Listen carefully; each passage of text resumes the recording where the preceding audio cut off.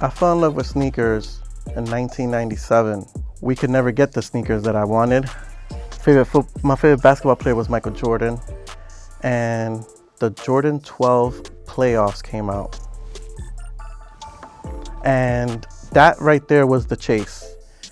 Growing up with my brothers, we always collected Marvel superhero cards and stuff like that. So a little bit of that was already in my system, but once these sneakers came out, it was a wrap. So I did like a committee, and I asked everyone to ship in $10, $15 until I got $120, I believe at the time. And I went through the whole avenue in Brooklyn, all the stores, and they were sold out, and I couldn't get them, and I was sad.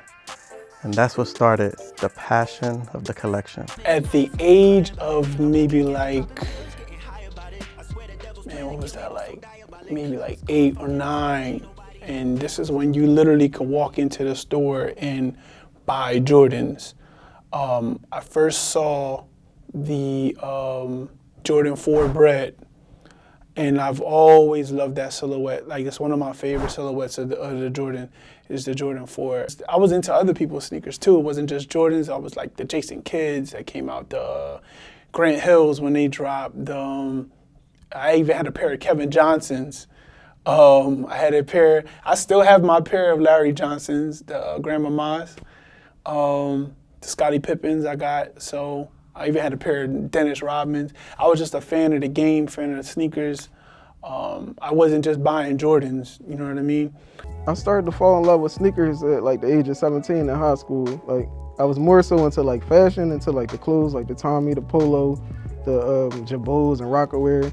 But then it was more so like, you know, I wasn't really into sneakers like that until like friends and there's different people were just saying like, yo, you got the fly clothes, but you need to, you know, worry about your sneakers. And then I think at that time it was like the Jordan, I believe 17s, the ones that came out in the suitcase. So I was saving up my money to buy those. But long story short, I didn't get them. So what got me into sneakers was my good friend named Herb. I used to wear only shell top Adidas, and he pulled me to the side one day. He was like, yo, I like you, you cool, but you gotta change that, man. So he actually bought me my first pair of Jordans, which was a pair of 13 playoffs, and it's never looked back since then, man. Being a young girl and coming from a large family, you had to get whatever mom brought. But my sneaker that I wore a lot of was Reebok Classics. I remember getting these, it was like a royal blue sparkly pair of Reebok Classics.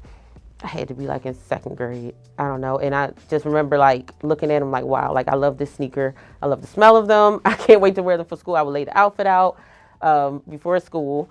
And then I remember in 4th grade, I had these Adidas. They were like white with blue stripes with like a strap on top of it. And I just remember one of my brother's friends like, yo sis, like, those is dope. And then just from there, it was kind of like, oh, all right, yeah, these are dope.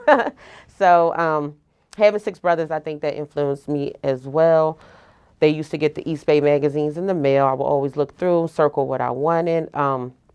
We're big basketball fans. My mom's a huge basketball fan. So Jordan, Scottie Pippen, Penny Hardaways, all those sneakers were like right there in my face all the time. So that, you know, as a young girl, just having sneakers, you know, the culture around me was it. It was it. I just fell in love with sneakers. Being from Brooklyn, New York, just being in that culture of hip hop and fashion, you know, New York is like the Mecca, you know.